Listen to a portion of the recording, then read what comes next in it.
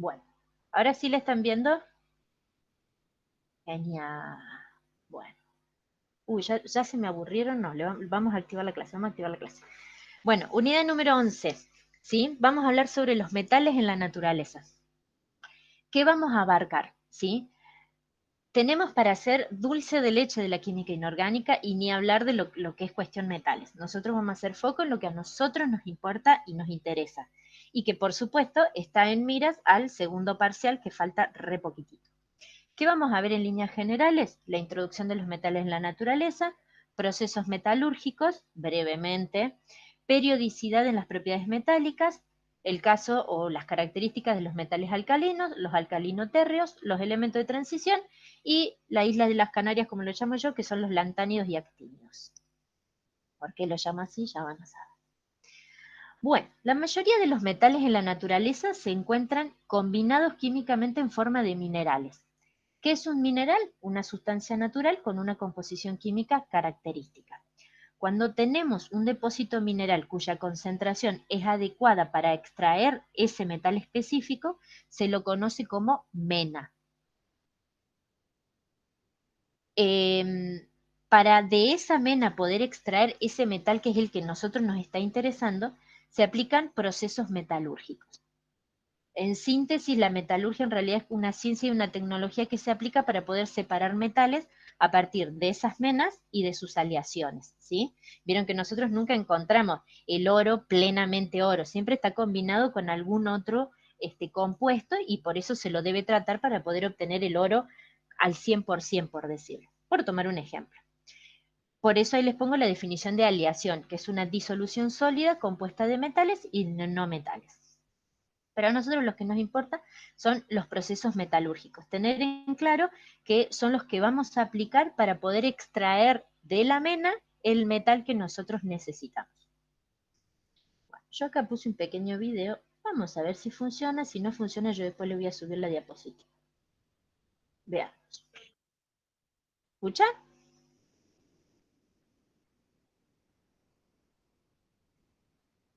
Hoy la tecnología no está conmigo para nada. Bueno, yo después les voy a subir, aparte de la grabación, les voy a subir este video para que lo vean, ¿sí? Es un video, si quieren se los pongo, pero está mudo, como verán, donde explica brevemente cómo es un proceso metalúrgico, ¿sí? Hay 3 tipos que se aplican, ¿sí? Un físico-químico, un químico, un mecánico, por decirlo así, y cómo trabaja la mena para poder obtener el metal. Vamos a hacer un último intento, pero si no, no.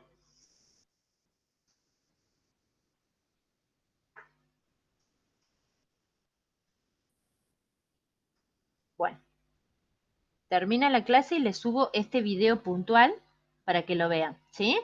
Pero, como ya les digo, habla puntualmente de los procesos metalúrgicos, así que no se hagan mucho problema.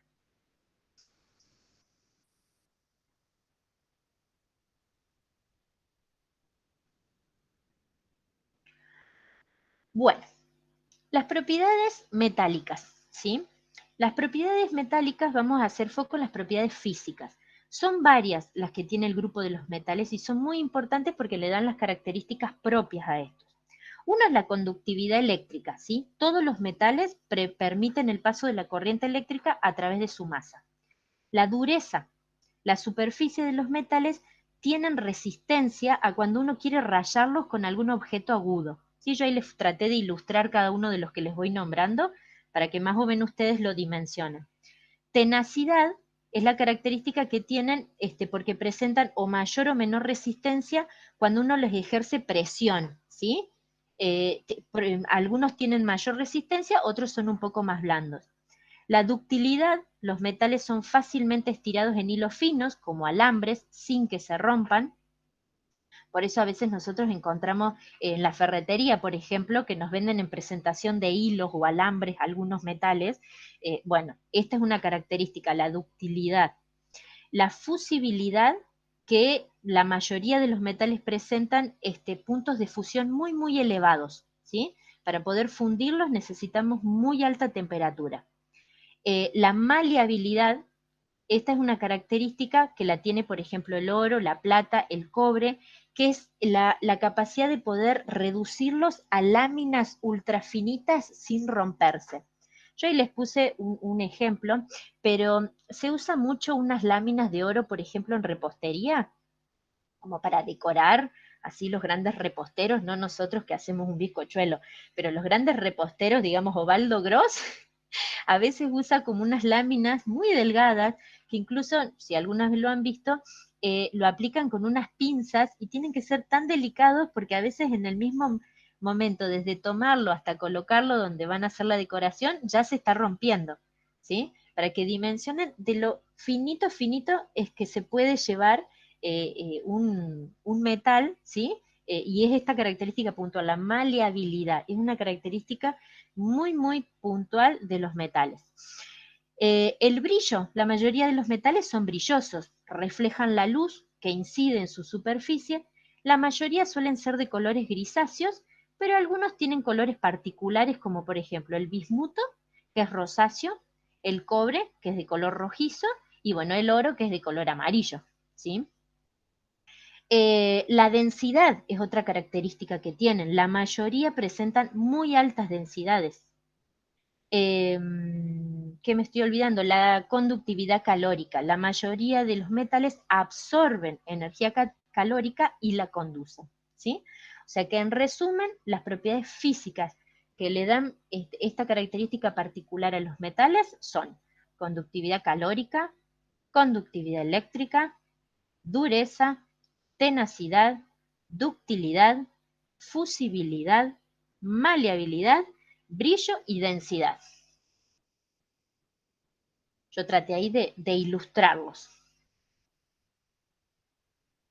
Bueno, repasando y retomando un poco lo que vieron en la unidad 4 de tabla periódica con la profe Mari, ahí podemos ver cómo a lo largo de la tabla periódica tenemos el aumento de la electronegatividad, ¿sí? De abajo hacia arriba, de izquierda a derecha, y el carácter metálico que es inverso, de arriba hacia abajo, de la derecha a izquierda, ¿sí? Si yo estoy ante la presencia de un metal, no me acuerdo las características, la pienso, tengo dudas, pienso estas características, pienso en la electronegatividad, pienso en el carácter metálico y cómo aumenta y disminuye a lo largo de la tabla. Entonces eso me va a situar en el grupo de los metales sí o sí, ¿sí? Y una vez que me ubico, pienso en un metal, el primero que me venga a la mente, y ahí voy repasando estas propiedades físicas si no me acuerdo. Conduce el calor, conduce la electricidad, si yo lo aprieto, tiene resistencia o no, puedo transformarlo en hilo, si lo rayo, deja rayarse, brilla, ¿sí? Entonces eso les va a dar las pautas para recordar estas propiedades tan características. Los metales alcalinos son los elementos del grupo 1A o 1, son menos electronegativos que los metales, tienen bajos puntos de fusión y son suficientemente blandos como para poder ser cortados con un cuchillo. El número de oxidación de la mayoría de estos elementos, por supuesto, es 1 más. Yo ahí ilustré con el litio, el sodio, el potasio.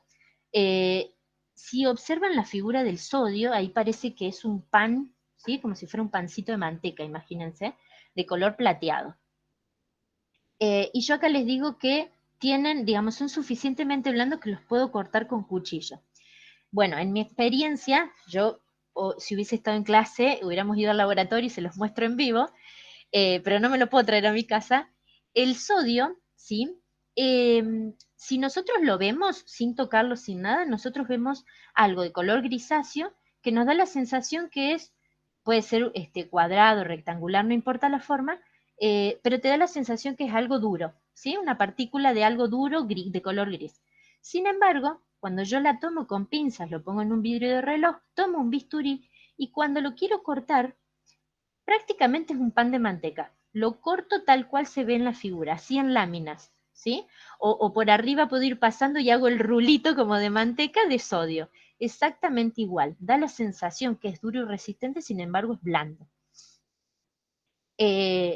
Pasa con la mayoría de estos metales alcalinos. El sodio, yo puedo dar, digamos, comentarle porque lo utilizo en el laboratorio, entonces es el elemento que tengo más cercano. Nunca se encuentran en forma elemental porque tienen una gran reactividad, ¿sí? Siempre se encuentran combinados. En el caso este del sodio que les explico, nosotros en el laboratorio, si lo compramos comercialmente, viene en una botella con un solvente orgánico siempre. ¿Por qué un solvente orgánico? Porque como justamente es muy reactivo, es higroscópico, absorbe agua y reacciona violentamente con el agua. Entonces, tiene que estar sumergido en algún solvente orgánico para poder mantenerlo estable y que no produzca esta reacción. Por eso, cuando nosotros lo trabajamos en el laboratorio, tenemos que sacarlo con mucho cuidado y el día en que trabajemos con esos elementos, tiene que ser un día que las condiciones, por ejemplo, climáticas también ayuden. Por ejemplo, un super día de esos atroces de humedad en Córdoba no sería lo más apropiado trabajar con el sodio. No quiere decir que voy a trabajar y me va a explotar, pero tengo mucho más riesgo de que absorba cierta humedad, ¿sí? Y por ahí algún chispacito puedo llegar a observar, ¿sí? Bueno, como les decía, reacciona súper violento con el agua, por eso es que siempre se guarda en solvente orgánico. Bueno, ahí yo les puse resumido unas características, ¿sí? Que tienen su electrón en el último nivel de energía, son livianos, tienen la facilidad de oxidarse, reaccionar violentamente con el agua, que es lo que le comentaba, y en el caso del hidrógeno no es un metal, es el que encabeza la tabla periódica, pero bueno, el hidrógeno está desarrollado, como les decía, en la unidad 10, ustedes ahí navegarán y se interiorizarán, y cualquier duda, por supuesto, me la van a plantear.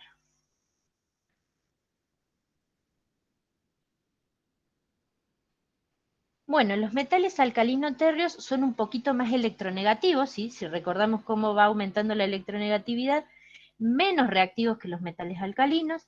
Su estado de oxidación en forma combinada casi siempre es +2. La configuración electrónica es S2, ¿sí? En el orbital S es el más externo. Tienen tendencia a perder los dos electrones de dicha capa para formar siempre iones positivos, por eso es 2 más. Son muy activos, fuertemente reductores, ¿sí? Ustedes recuerden, esto lo vieron en la unidad esta que pasó, en la unidad 7, con la profe, si tienen tendencia a oxidarse el elemento, quiere decir que es un agente reductor, y viceversa. Si tiende a reducirse, es un agente oxidante, ¿sí? Es un juego de palabras, ese no hay que olvidarse. Relativamente son abundantes en la naturaleza, ¿sí? Son comunes, pero tampoco tanto. Tienen brillo metálico, pero cuando está en contacto con el aire, el exterior, tiende a opacarse, ¿sí? Que si nosotros pasamos un paño, a veces necesitamos algún otro elemento, una lija muy finita, ¿sí? Pero digamos, si volvemos a pasar por sobre ellos, vuelven a recuperar el brillo. Lo volvemos a dejar, vuelven otra vez a opacarse, ¿sí? Es una característica que tienen justamente, a diferencia de los metales que brillan todo el tiempo, bueno, estos no, estos tienden a opacarse un poco. También son buenos conductores de la electricidad, tienen baja dureza, ¿sí? Son un poquito más duros que los metales y los metales alcalinos, eh, pero tampoco son mucho más resistentes. Tienen puntos superiores a los metales alcalinos, forman compuestos iónicos, tienen bajas densidades y su solubilidad es inferior a la de los metales alcalinos. Bueno, ya les ejemplifiqué con 3, magnesio, calcio, bario.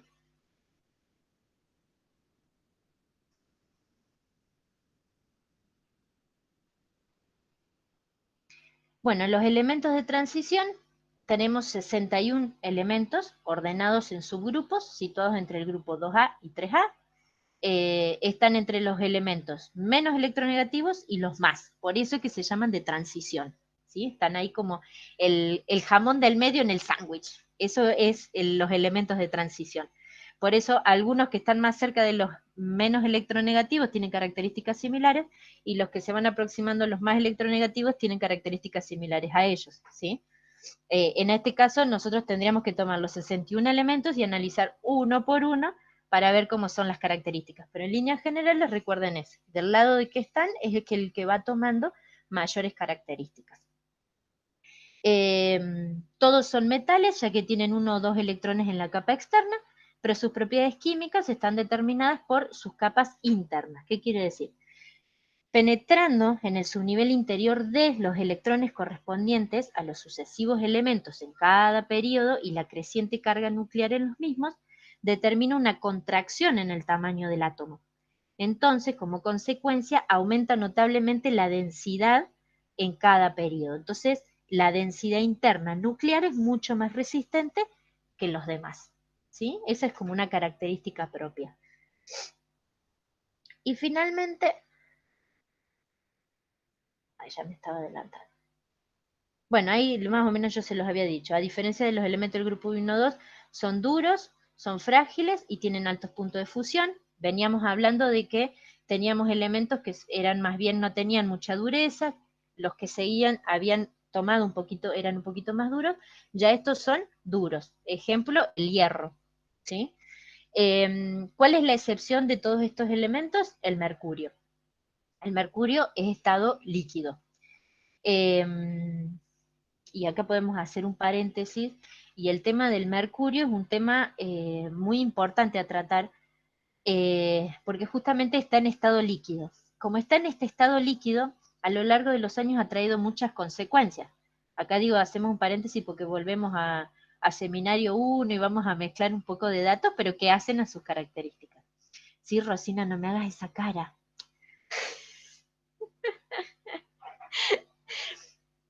El mercurio, justamente porque tiene esta característica de que es líquido, en todos los elementos en donde encontramos mercurio, nuestro elemento más común que tenemos en casa puede ser el termómetro, ¿sí?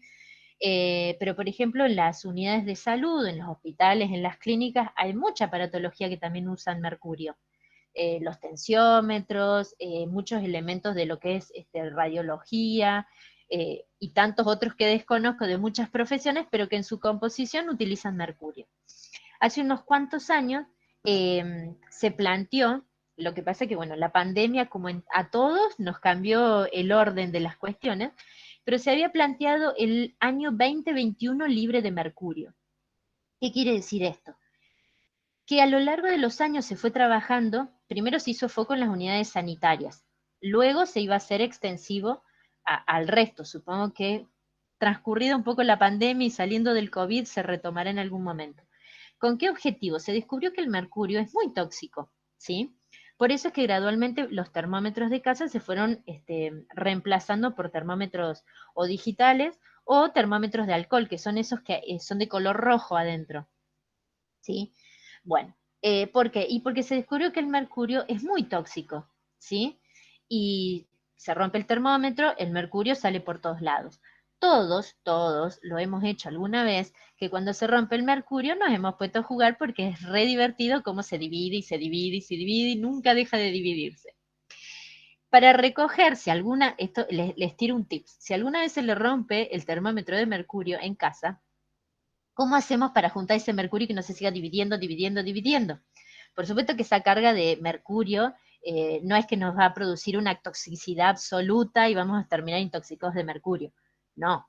Pero para no jugar con él y recogerlo correctamente, lo que se hace es, ¿vieron las barritas de azufre? Esas que nos pasamos cuando estamos ahí todos chuecos así y la barrita hace clac, clac, clac, clac, clac. Bueno, agarramos la barrita de azufre, la rayamos, ¿sí? O la pisamos, hacemos polvo la barrita de azufre, y donde se nos rompió el termómetro, espolvoreamos el azufre. Lo que hace el azufre es envolver la partícula de mercurio, ¿sí? Entonces hace que el mercurio deje de dividirse, o sea, se nos corta el divertimento de seguir jugando con las bolitas de mercurio. Entonces, al evitar que se siga dividiendo, me va a permitir recogerlo. ¿Cómo? Bueno, con una servilleta de papel, algo por el estilo que tengamos a mano, y si no, para mí lo ideal es una esponja, ¿sí? La esponja amarilla, si tienen que renovar la esponja de los platos, que ya no da más, bueno, la parte amarilla la apoyan, ¿sí? Suavecito sobre ese mercurio que ya está recubierto del azufre, y el mercurio se va a ir metiendo por esos orificios que tiene la esponja, ¿sí? Y de esa manera vamos dando golpecitos suaves, vamos a juntar todo el mercurio, metemos la esponja en un potecito si es posible, y cerrado el potecito se va a la basura. Lo correcto en realidad que sería ir, rotularlo por la corriente 24051, pero en casa no va a venir Luza, Cotreco, no sé quién será, a juntarnos la I29, que es la del mercurio. Entonces lo tiramos adentro de un recipiente. ¿Por qué? Y bueno, porque en los estudios lo que se ha determinado es que es como hacer una gran dilución de contaminación, es como con las pilas. Si cada uno tira un poquito en cada casa, ¿sí? No sería lo mismo que tirar una gran cantidad de golpe. Entonces sería como una forma diluida, como quien dice, de contaminación. Entonces esa sería la forma correcta de descartar el mercurio. Volviendo a la química inorgánica, y que porque está en estado líquido, es que por eso el mercurio ha traído tantos problemas y se ha tratado de ir reemplazando lo más que se puede. Por supuesto que hay procesos químicos que se utilizan grandes cantidades de mercurio y todavía no se ha podido reemplazar. Por ejemplo, para la extracción de oro todavía se sigue usando mercurio, cianuros y todas esas cuestiones súper tóxicas. Bueno, y la mayoría presenta varios estados de oxidación, ¿sí? Y por último, ahora sí, los lactánidos y actínidos. ¿Por qué yo le digo que es la isla de Canarias de la tabla periódica? Y bueno, porque están ahí abajo agrupaditos, pobrecitos, pues si los ponemos donde corresponde, imagínense, tendríamos una tabla periódica así de larga, que no sería súper incómoda para poder manipularla. Entonces, por eso están ahí abajito, agrupados, ¿sí? Son elementos de transición interna, tienen la característica, se asemeja en sus propiedades por cada periodo, ¿sí? Digamos, no tienen grandes características, nosotros prácticamente no los utilizamos, se utilizan a otros niveles de la química.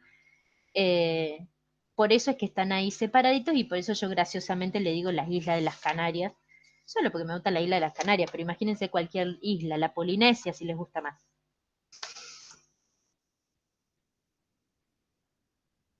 Bueno, de esta forma, así de simple, hemos visto lo más importante que nos interesa a nosotros de lo que es la unidad 11 metales, ¿sí?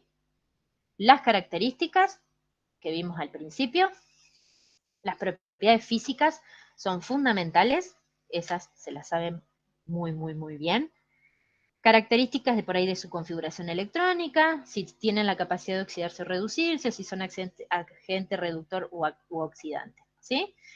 Como lo encontramos en la naturaleza, y los procesos metalúrgicos, que es ese pequeño videíto que después les subo para que lo vean, pero principalmente lo que nos interesa es que ustedes sepan dónde encontramos el mineral, cómo se llama, dónde están esas grandes concentraciones, que es mena, y a través de qué proceso extraemos de la mena el metal que nos interesa, ¿sí? Estos serían los conceptos fundamentales que atraviesan la unidad 11 y que nos interesa que ustedes sepan y les quede súper claro, ¿sí? Así que nos vamos a la unidad 12. ¿Vieron? No era tan larga hoy, era cortito. Y eso que tuve 25 desperfectos con toda esta historia tecnológica.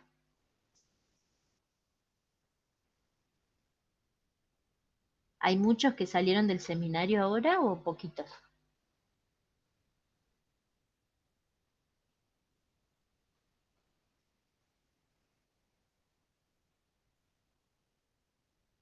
Recién me doy cuenta que tengo en el chat un mensaje que dice que estoy muteada desde donde estoy presentando, pero todos me escucharon bien, ¿no?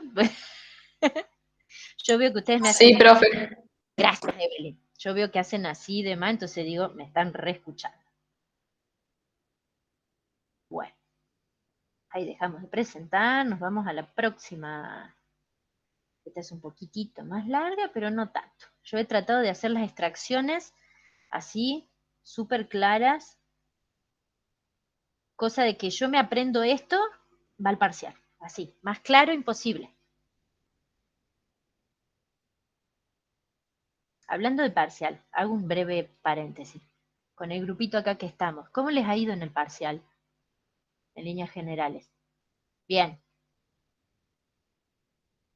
Por acá tenemos un no, por ahí tenemos uno que Mal. mal. Mal.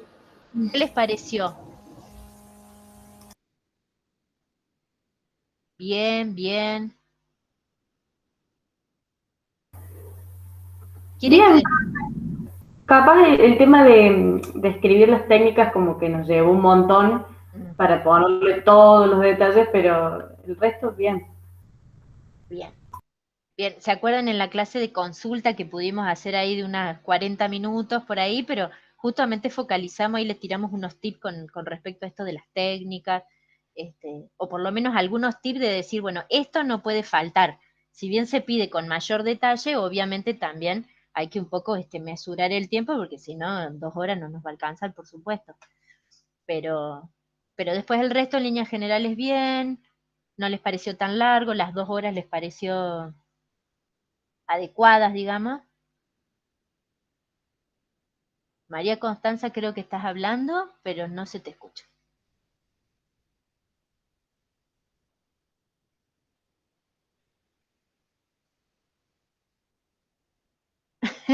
Esteban, perdón, pero me resulta gracioso eso de mi cerebro ya no funcionaba.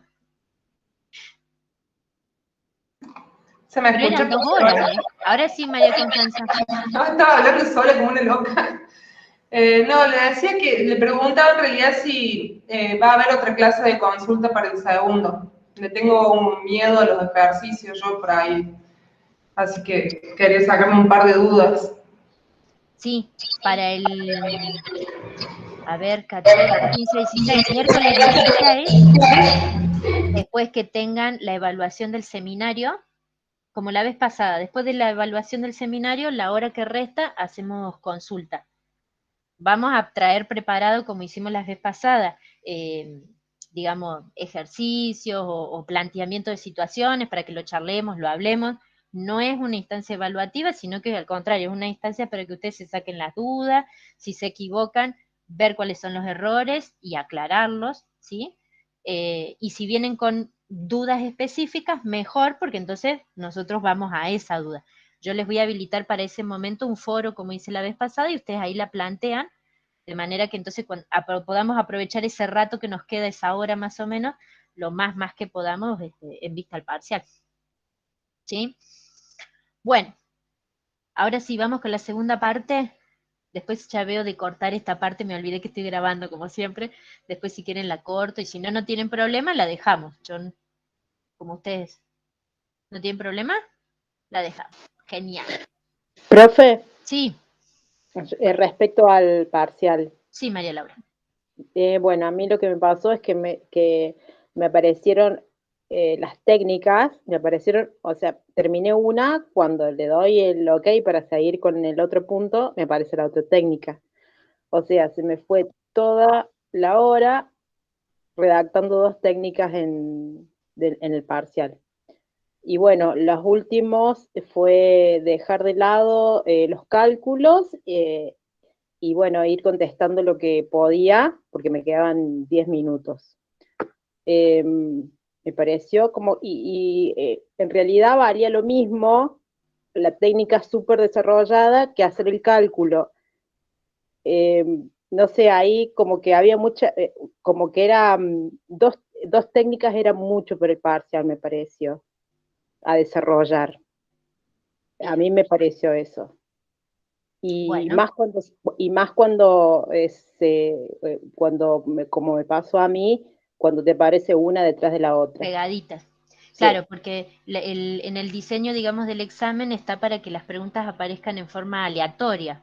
Entonces, la pregunta uno no es la misma para todos y la 2 y bueno, claro, puede ocurrir como en el caso de María Laura, que les aparece juntas o a otra situación que nos plantearon, que me plantearon por privado, les aparecieron al final. Después de resolver todo, le aparecieron las dos técnicas como las últimas dos preguntas.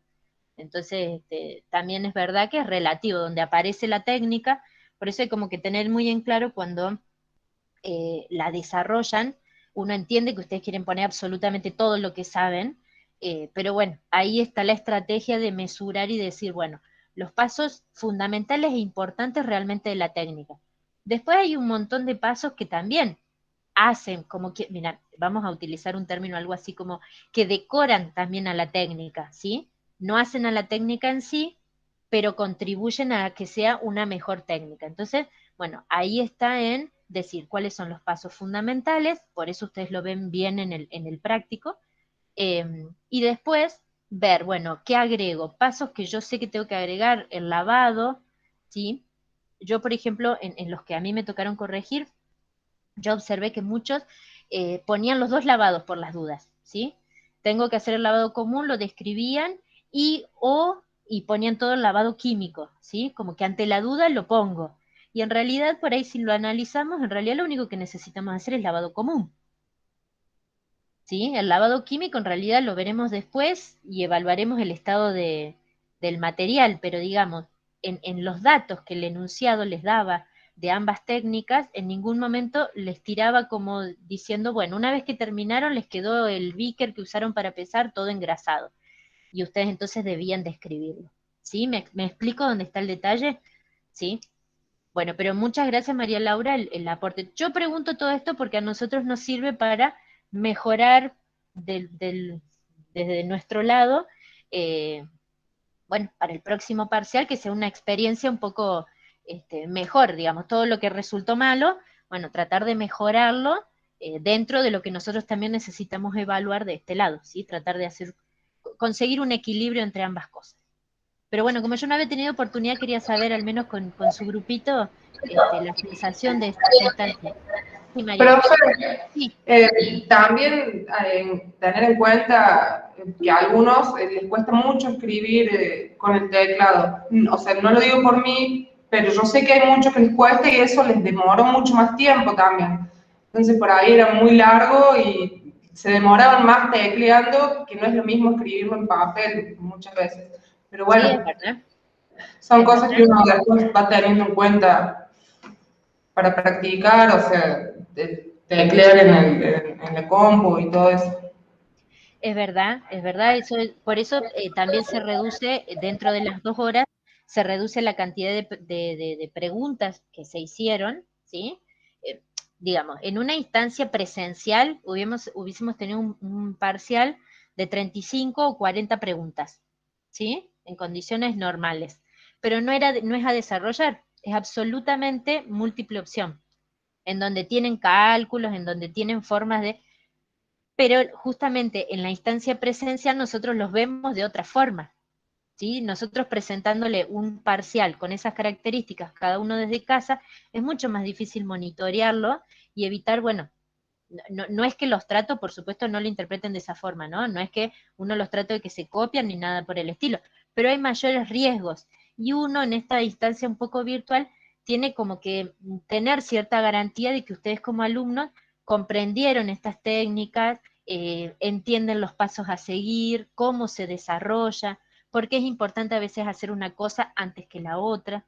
Y bueno, por el momento, más que a desarrollar, no hay muchas más alternativas, ¿sí? Porque en las múltiples opciones, bueno, el factor azar también existe, eh, y bueno, y oral tampoco nos da, para evaluarlos de forma oral, humanamente no nos da en un día, por eso, bueno, hemos optado de esta forma, nos pareció como lo mejor. Así que bueno, practiquen y prepárense, porque bueno, el segundo parcial se vienen las próximas 2 técnicas, y esta titulación que es más larga. Sí, profe, el final va a ser oral. Y vamos a ver, vamos a ver, nosotros variamos por ahí en las metodologías a veces en función de los inscriptos. Nosotros somos nosotras 3, en realidad las profes que tienen cargo es la profe Marisa y la profe Dani. Yo por amor a la docencia. De todas formas estamos las 3 en el tribunal, pero bueno, suelen ser turnos de 70, 80 alumnos, que tomarlo oral nos lleva prácticamente un día y a veces no terminamos. Entonces, a veces hacemos algo mixto, un poco escrito lo teórico y oral lo práctico. Bueno, lo vamos variando. Todos los turnos han sido diferentes hasta ahora. Sí, mi consejo siempre que es, terminan la materia y traten de rendir, porque tienen todo ahí súper fresquito, eso es lo ideal. Pero bueno, eso depende de cada uno y de las materias que tenga rendir. Bueno, profe, ¿son las 2 técnicas de titulación y dilución? Sí, las 2 técnicas. Vieron 2 técnicas en el parcial anterior, son 2 técnicas ahora. Por supuesto, en el final, esto desde ya se los aclaro, ¿no? En el final no es que en el mismo examen, si fuera todo escrito, van a tener las 4 técnicas a desarrollar, ¿no? No, les tocará una. No, no. Así que en eso no se desesperen, no hagan un curso ¿cómo es? De escritura rápida, no, no, no, no. Bueno, luego de esta pausa, retomamos, vamos a la unidad 12. La unidad 12 a mí me gusta más, pero también yo la hice así, amena, cortita, al pie, qué cosas nos importan y nos interesan en miras al parcial. Yo siempre en miras al parcial. A ver, vamos que se comparte.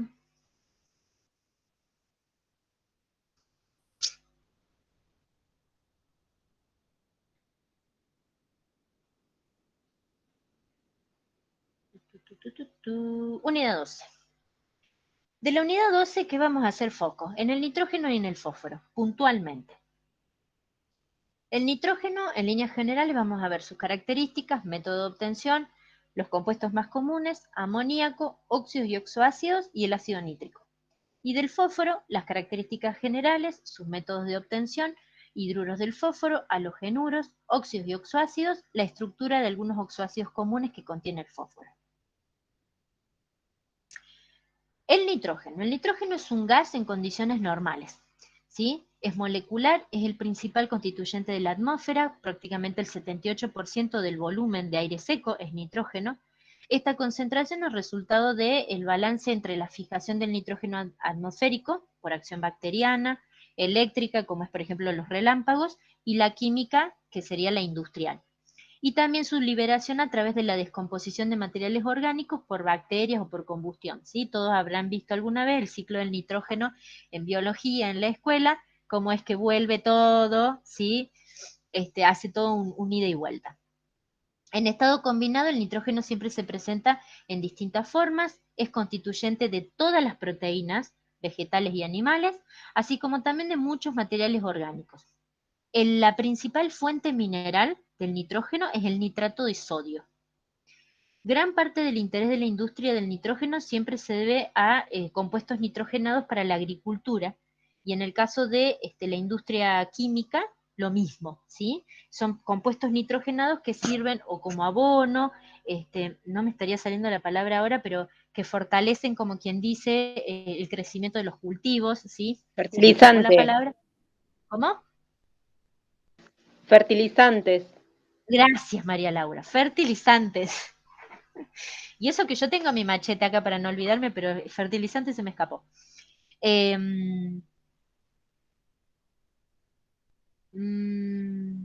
También se usa el nitrógeno para lo que es el bulbo de las lámparas incandescentes. Se usa el nitrógeno en estado gaseoso.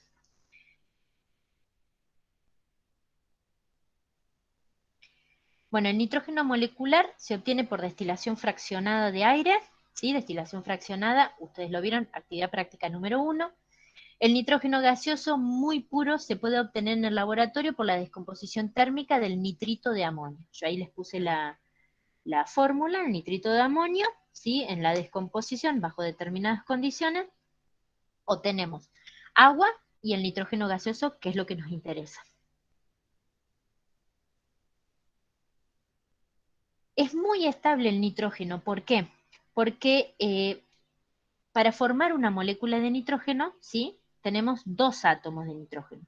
Cada uno de ellos tiene 5 electrones a su alrededor. Y como ya vieron conmigo en la unidad, miren cómo vamos integrando todo.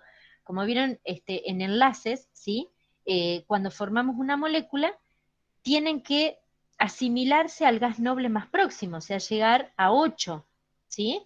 Entonces, si combino 2 átomos de nitrógeno, para poder obtener una molécula, comparten 3 pares de electrones, o sea, forman un enlace triple. Al formar un enlace triple hace que sea una molécula absolutamente estable, súper fuerte, ¿sí? Un triple enlace.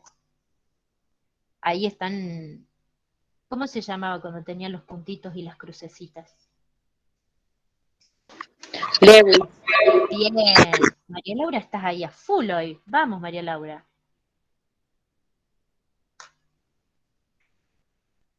Bueno, el nitrógeno y los efectos de la salud. Hemos combinado a lo largo de la historia, de los tiempos, las distintas proporciones naturales de nitratos y de nitritos.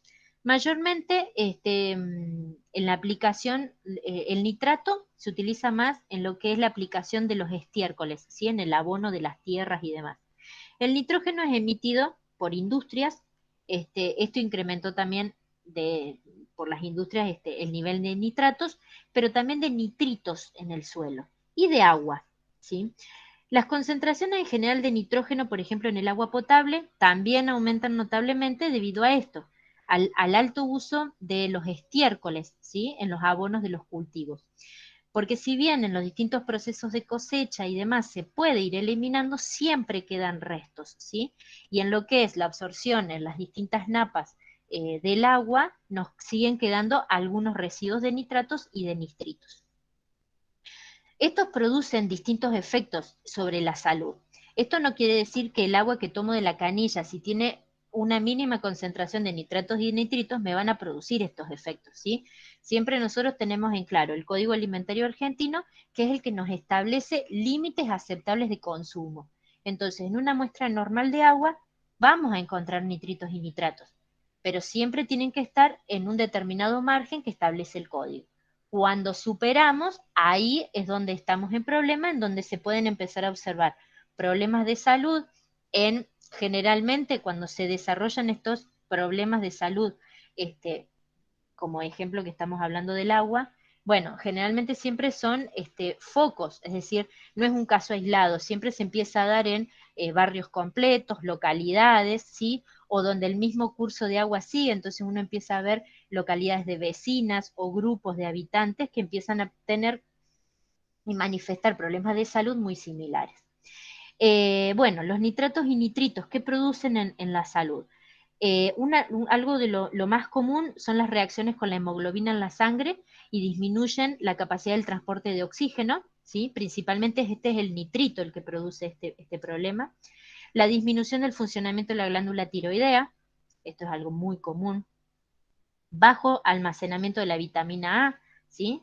La poca absorción de vitamina A que podemos llegar a tener. Y la producción de nitrosaminas, las cuales son conocidas como una de las causas más comunes en lo que es el desarrollo del cáncer. Cualquier cáncer, distintos tipos de cáncer.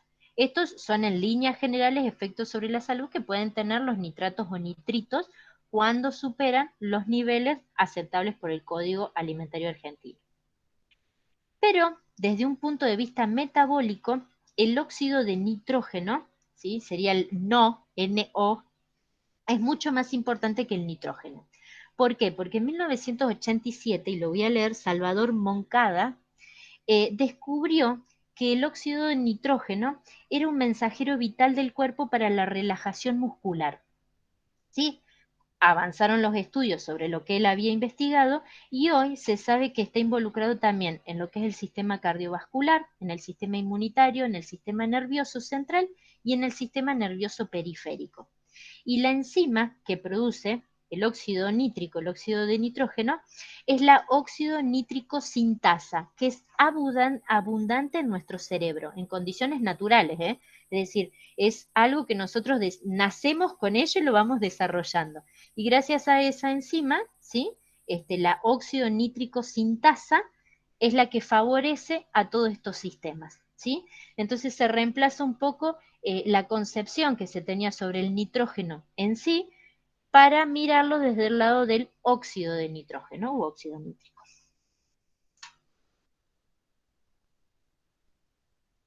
Bueno, algo que todos conocemos también o que habremos visto alguna vez es el nitrógeno líquido, ¿sí? El nitrógeno líquido puro está a una temperatura igual o menor a su temperatura de ebullición, que es de menos 195,8 grados centígrados. Esto a una presión, ¿no?, de atmósfera. El nitrógeno líquido es incoloro, es inodoro, tiene una densidad de 0,807 gramos por mililitro.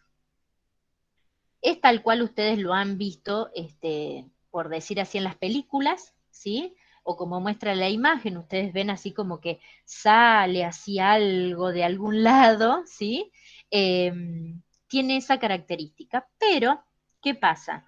Produce quemaduras, está a tan baja temperatura que si no uso guantes especiales, incluso hasta vestimenta especial, me puede producir quemaduras, ¿sí?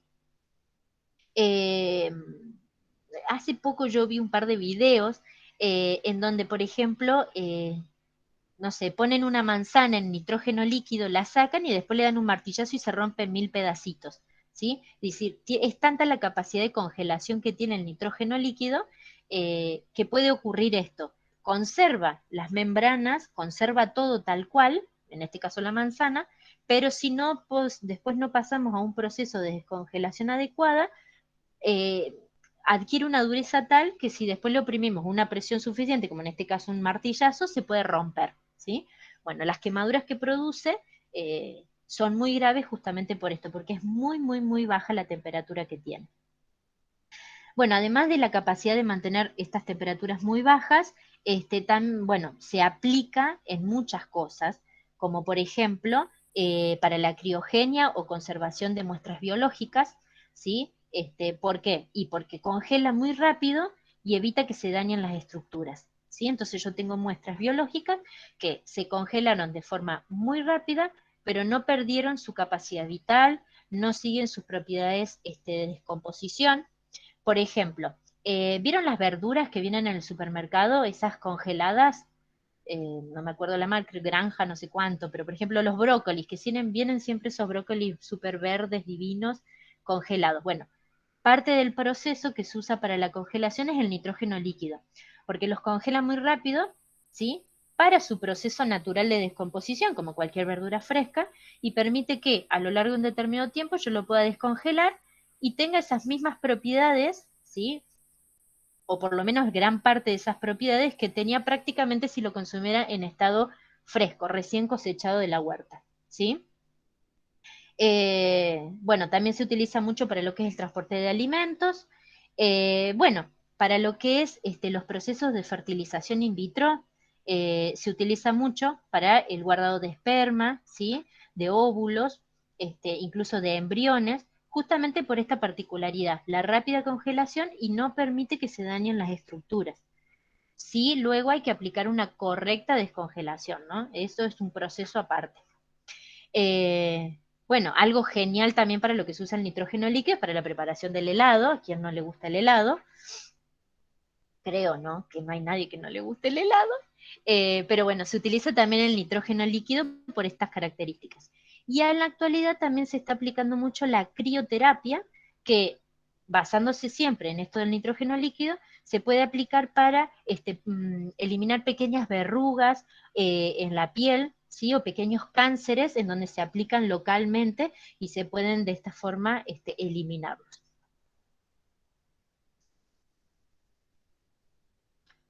Y el amoníaco es uno de los compuestos del nitrógeno. Industrialmente se separa a partir de nitrógeno e hidrógeno. Se puede preparar también en el laboratorio tratando cloruro de amonio con hidróxido de sodio. Realmente el amoníaco tiene un olor absolutamente irritante, súper fuerte. Es un gas incoloro, no se ve, pero tiene realmente un aroma muy, muy, muy irritante. Es tan irritante que invade las vías aéreas muy, muy rápido. Si uno no tiene la protección adecuada, realmente invade muy rápido. La mayor parte del amoníaco que se produce en las plantas químicas se usa para fabricar abonos y ¿para qué más? También se utiliza mucho para lo que es textil, plástico, bueno, y sobre todo para lo que es explosivos. Se usa mucho el amoníaco para lo que es la cuestión explosiva. Y también para los productos de limpieza. Bueno, yo leí en algunos de los trabajos que presentaron en laboratorio en casa, que cuando muchos le tomaron, por ejemplo, el pH a productos de limpieza, sobre todo esos productos que se utiliza para los sanitarios, que en su composición tenían amoníaco, ¿sí? Bueno, también retomando otro trabajo del laboratorio en casa, cuando investigaron los pictogramas, esos productos también tenían los pictogramas que hacían referencia a la irritabilidad justamente por el fuerte olor. Si bien en los productos de limpieza vienen concentraciones muy bajas, en esas minúsculas letras que traen las etiquetas de los productos, que ni con lentes a veces se pueden leer, bueno, allí habla del amoníaco e incluso te aclara que tenés que usar guantes, la forma de diluirlos, qué tipo de agua usar, justamente por la presencia del amoníaco. Ustedes recuerden que siempre que tengamos un producto que es ultra archi mega desengrasante, de esos que nosotros lo ponemos y en 5 segundos tenemos impecable la cocina, es porque mayor concentración de amoníaco tiene, ¿sí? No quiere decir que no se puede utilizar, por supuesto que se puede utilizar, justamente por eso está a la venta, pero es importantísimo utilizar guantes, guantes de goma, y si no, van a ver que a lo largo del tiempo, cuando limpien mucho la cocina, las manos le van a quedar absolutamente atacadas, ¿sí? Súper secas, como hasta arrugaditas, justamente por la presencia del amoníaco. Y a nivel respiratorio van a sentir también la irritabilidad que produce. Los que son más fuertes, sobre todo, o que tienen mayor presencia de concentración de amoníaco, son esos productos para la limpieza de los hornos, esas espumas. De hecho, que para aplicarlas, eh, si alguna vez la utilizaron, te pide que vos calientes el horno, coloques la espuma, pero después dejes todo abierto, ventilado por un tiempo y prácticamente no podés estar muy cerca porque el olor es fuerte, realmente fuerte. Y por más que súper limpias después el horno, que te queda súper, yo no digo brillante, libre de grasa, maravilloso, pero en los sucesivos usos, por lo menos en los próximos 3 o 4 usos, cada vez que lo prenden van a sentir siempre un dejo de ese aroma. Y eso siempre es el amoníaco. Tiene esa capacidad irritante increíble. Y el ácido nítrico. El ácido nítrico es uno de los ácidos inorgánicos más importantes, igual que el ácido sulfúrico, está al mismo nivel en el laboratorio. También se usa para la producción de fertilizantes, para colorantes, medicamentos y también para explosivos. Siempre se usan para explosivos todos estos derivantes porque tienen una capacidad de reacción importante. El método industrial para la obtención del ácido nítrico es el proceso de Ostwald. Yo no se los quise poner acá porque es bastante tedioso, si alguno lo quiere buscar no hay ningún problema, pero allí la materia prima es el amoníaco y el oxígeno molecular que se calientan en presencia de un catalizador que es el platino-rodio y a partir de ahí se puede obtener el ácido nítrico. El ácido nítrico que nosotros usamos en el laboratorio, la botella que vamos a encontrar concentrada, es el que está al 68% en masa, ¿sí? La fórmula HNO3 y la densidad es de 1,42 gramos por centímetro cúbico. Si hacemos los cálculos, una botella de ácido nítrico concentrado es igual a 15,7 molar. Así que imagínense la concentración que tiene el ácido nítrico. Bueno, es un importante agente oxidante, ¿sí? Y si es agente oxidante, es un gran reductor.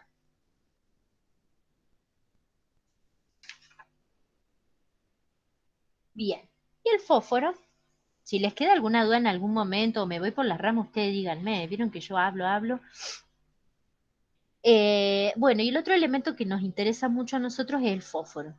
El fósforo, número atómico, si lo buscamos en la tabla periódica, 15, peso atómico 30,9738. El fósforo forma la base de un gran número de compuestos, de los cuales el más importante son los fosfatos. En todas las formas de vida, los fosfatos siempre desempeñan un papel esencial en los procesos de lo que es la transferencia de energía, del metabolismo, la fotosíntesis, la función nerviosa y la acción muscular. Los ácidos nucleicos, entre otras cosas, están formados, o sea que forman el material hereditario, están formados de fosfato, ¿sí? Así con un cierto número de coenzimas. Los esqueletos de los animales también están formados por fosfato de calcio, ¿sí? Es decir, cerca de 3/4 parte del fósforo total en sus diferentes formas químicas está presente. El ATP, muy bien María Constanza. Por lo tanto, lo encontramos prácticamente en todas las funciones biológicas, las encontramos al fosfato de alguna forma, ¿sí? Al fósforo en alguna de sus combinaciones. Y también se encuentra como fertilizante. Otras aplicaciones importantes que tiene el fósforo es, por ejemplo, como suplemento en alimentos para animales, en ablandadores de agua, en aditivos para algunos fármacos también, para la metalurgia como insecticida y sobre todo también se usa mucho ahora en la industria petrolera como distintos aditivos para el tratamiento del petróleo.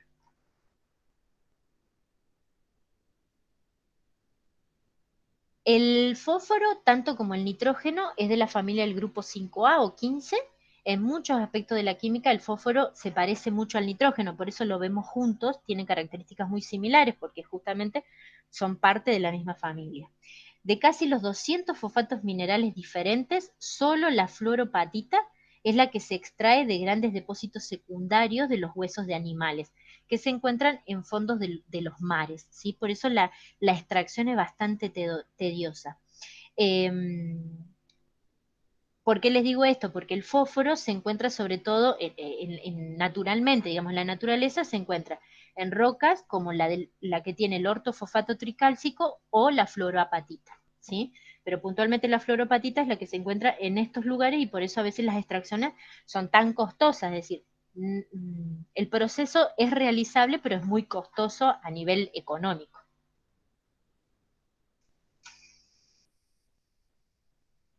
Tenemos varias formas alotrópicas del fósforo, ¿sí?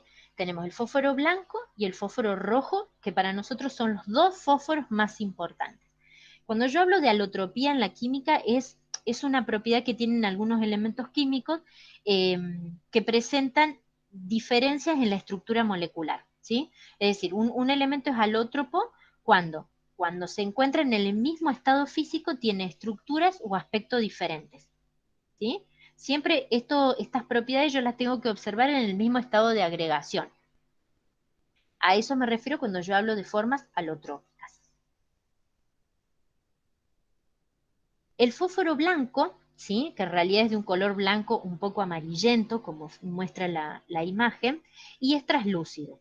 A temperatura en ambientes blandos, como la cera, es muy similar a un pan de cera.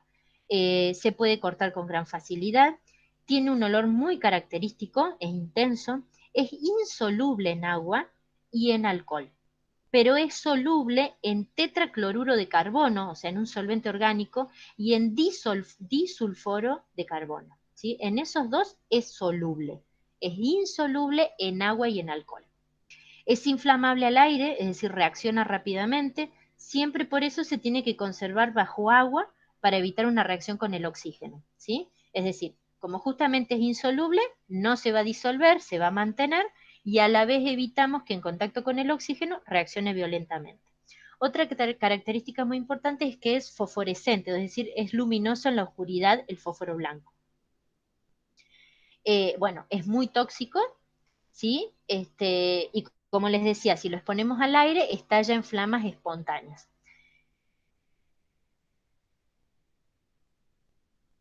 Tiene una forma tetraédrica, ¿sí? Como muestra la imagen, donde cada átomo del fósforo, ¿sí? Tiene un enlace simple con los otros tres átomos vecinos y forma ángulos de 60 grados. Como estos ángulos están en tanta tensión, ¿sí? Están tan tensos ahí unidos entre ellos, es lo que le da la característica a la molécula para que sea tan reactiva, ¿sí? Como no son, digamos, unos enlaces cómodos entre cada átomo, están ahí tensos, expectantes ante cualquier cambio, como el caso de la exposición al oxígeno, hace que esos enlaces se rompan y por eso la alta reactividad, ¿sí? O esa aparición de llama tan espontánea y rápida. Y en el caso del fósforo rojo, el fósforo rojo no es venenoso, a diferencia del blanco, ni es luminiscente en la oscuridad, es estable al aire, por lo tanto no necesitamos almacenarlo en agua como el fósforo blanco. Su temperatura de inflamación es superior a los 400 grados, o sea que no hay ningún problema. Sí reacciona fácilmente si lo mezclamos con oxidantes fuertes, por ejemplo, el nitrato de potasio o el clorato de potasio. Por eso, el fósforo rojo, que por ahí se utiliza mucho para lo que es la pirotecnia, se combina justamente con estos nitratos o cloratos para que reaccione rápidamente. Es insoluble en el sulfuro de carbono, a diferencia del fósforo blanco. Bueno, como les decía, se utiliza mucho para la preparación de explosiones o para la pirotecnia. La pirotecnia que, si bien ya está prohibida, pero la pirotecnia, los fuegos artificiales que nosotros vemos, la base es fósforo rojo y clorato o nitrato de potasio. También donde encontramos fósforo rojo es, ¿vieron en las cajitas de fósforo? el rascador que tiene al costado, bueno, ahí tenemos fósforo rojo. Por eso, cuando pasamos el fósforo, produce la reacción. Existen varias formas de poder obtener el fósforo rojo, pero siempre se parte del fósforo blanco, ¿sí? El fósforo rojo, uno de los métodos, es calentar a 300 grados centígrados el fósforo blanco, y de esa forma podemos obtener el fósforo rojo. Es una sustancia, digamos, amorfa, color rojizo, ya dijimos, poco soluble en agua, la mayoría de los disolventes orgánicos. Es totalmente insoluble, lo repito, en el sulfuro de carbono, a diferencia del fósforo blanco. Y a nivel estructural, vimos que en el fósforo blanco, sí, teníamos un tetraedro en donde los enlaces estaban tan tensos que producía una rápida reacción en unos ángulos de 60 grados. El fósforo rojo lo que tiene es que se van rompiendo. Cuando se van rompiendo los enlaces, automáticamente enlaza otro. Entonces forma una cadena. Por lo tanto, eso es la característica que le da la estabilidad, ¿sí? En el caso del fósforo blanco tenemos el tetraedro con enlaces tensos.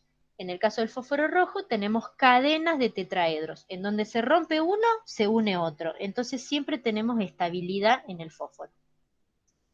¿Se comprenden bien? Las diferencias son bastante distintos el blanco con el rojo.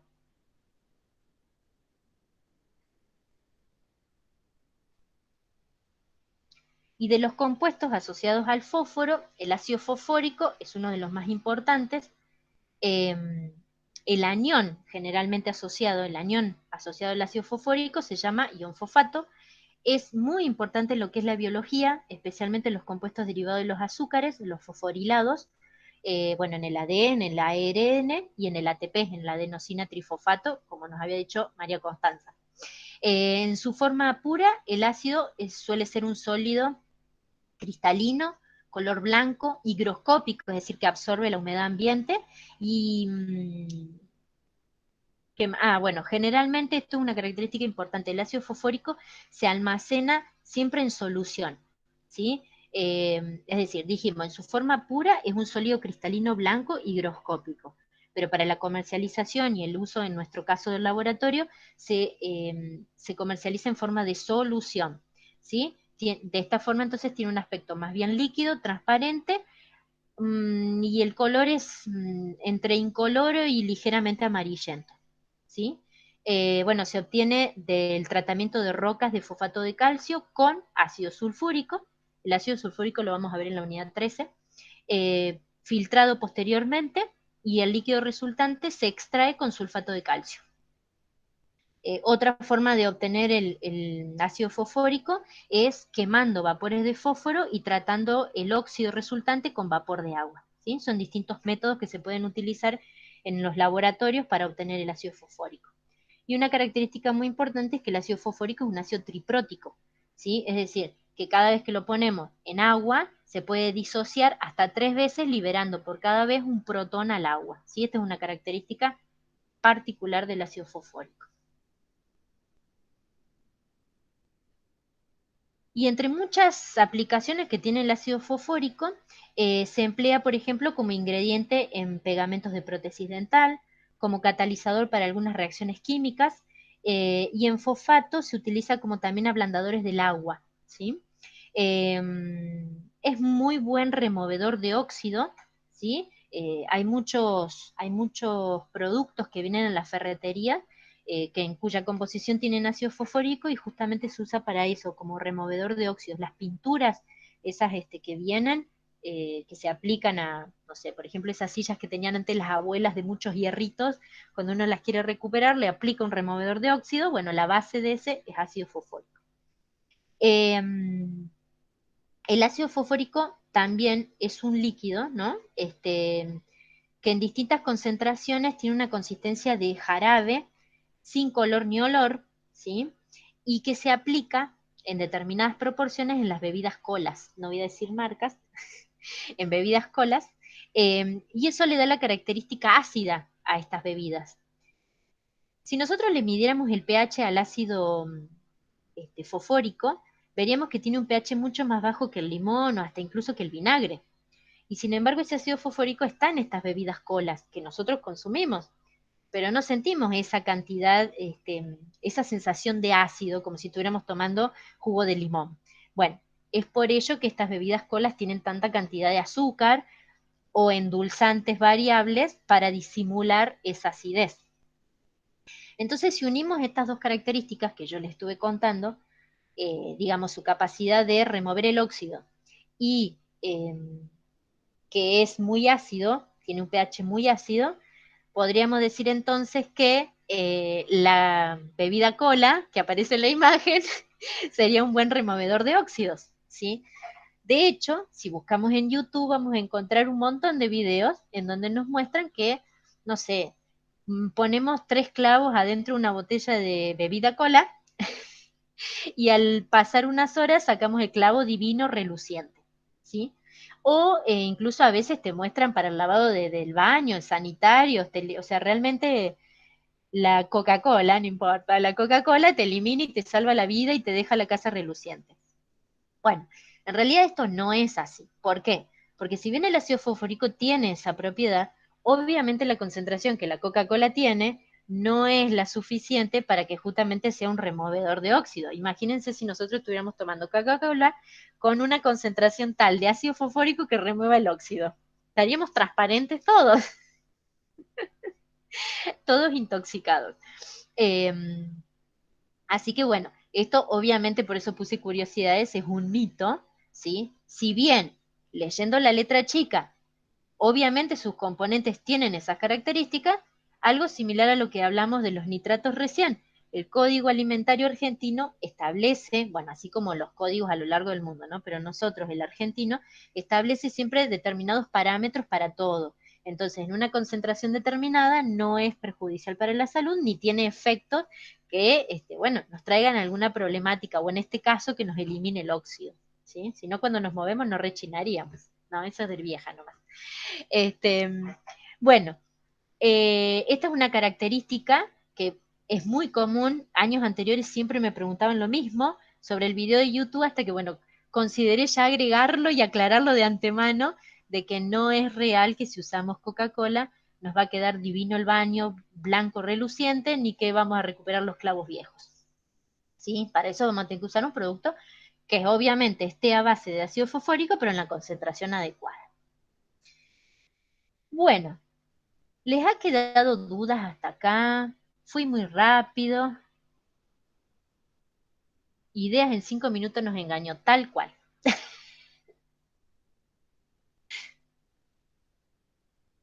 Esos videos que dicen que nos solucionan la vida con Coca-Cola o con 2 o 3 productos así de la casa, no, no es tan real.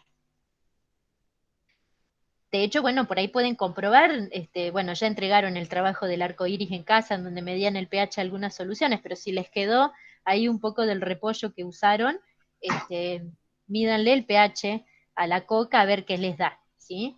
Pero siempre esa acidez en el sabor está enmascarado por la cantidad de azúcar o de endulzantes de lo que sea que use la fórmula secreta de la Coca-Cola y sus derivados. ¿Les ha quedado alguna duda? ¿Fui muy rápido? ¿Les pareció bien? Ay, me encanta porque siempre me dicen todo, sí, profe. Todo bien, profe. Genial, Esteban. Bueno, como siempre les digo, los puntos que yo siempre abarco en estas exposiciones, que trato de que sean breves, dinámicas, que no se aburran, son los puntos importantes que son los que sobre los que nosotros hacemos focos a la hora de las evaluaciones y que para nosotros tienen relevancia en su formación como futuros técnicos de laboratorio. ¿Sí? Bueno, el miércoles que viene vamos a ver entonces la unidad 13, que es la que nos falta. Última unidad de la química inorgánica. En el siguiente parcial entra la unidad 6, 7, 10, 11, 12, 13 y química del ambiente que vemos el lunes 14.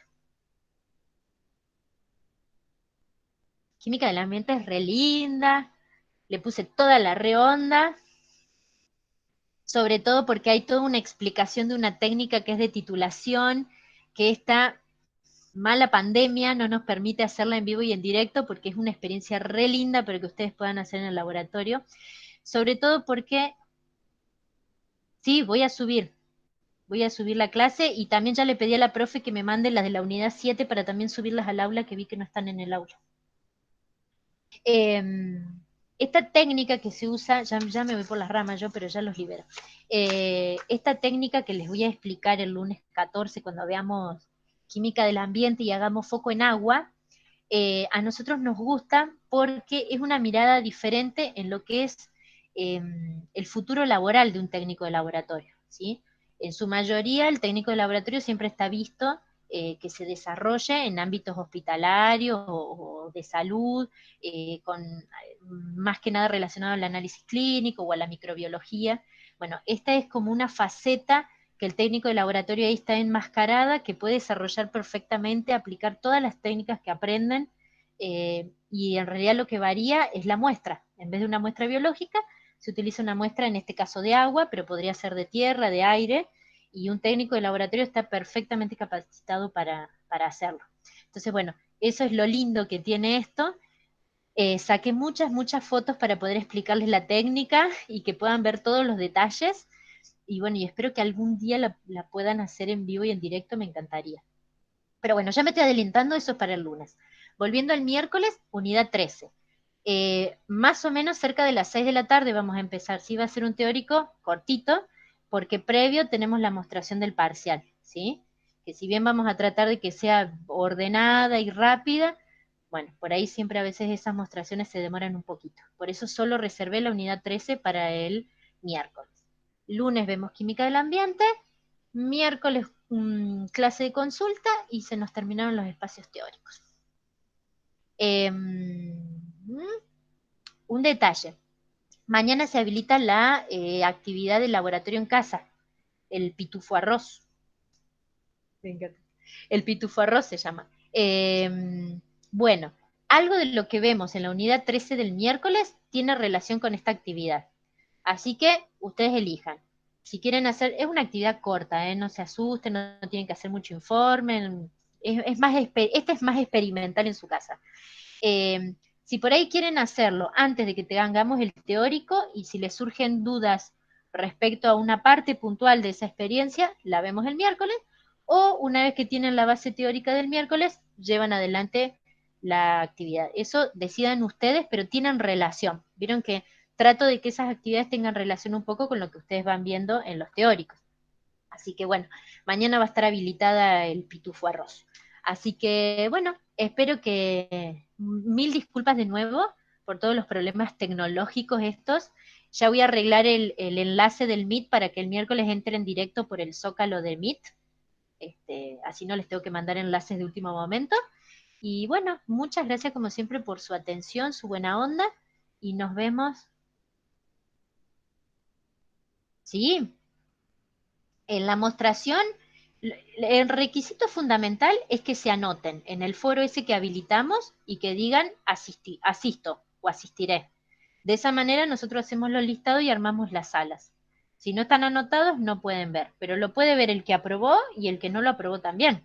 Si el que aprobó quiere estar no sé, más seguro de en qué se equivocó, es libre, eso no hay problema, no es solo para los que no aprobaron, es absolutamente libre. Así que bueno, que tengan un lindo fin de lunes, que tomen una rica merienda y nos vemos el miércoles. Muchas gracias a ustedes, chicos, como siempre. Un abrazo grandote, grandote. Chao, profe. Chao, chicos. Chao, gracias, profe. Por nada, por nada.